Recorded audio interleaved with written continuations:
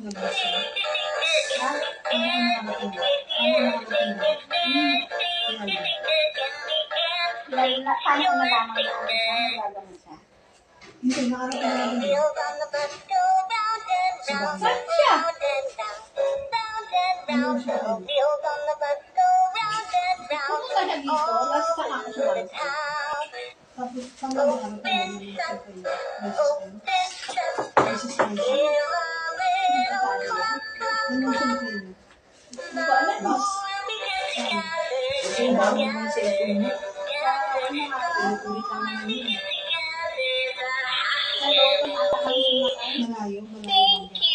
Ewan ko siya lahat yan. Malayo. Malayo. Hindi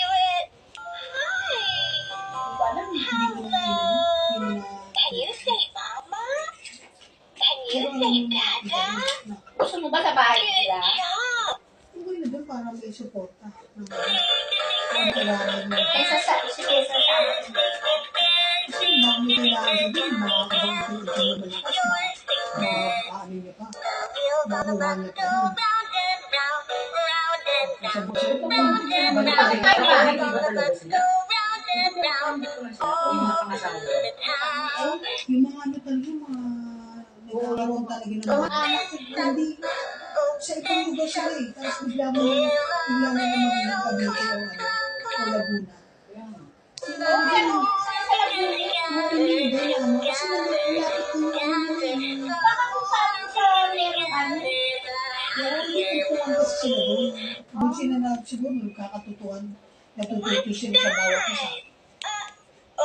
Tapos doon lang, yung mga nila ng mundo sa pagpapakawa sila.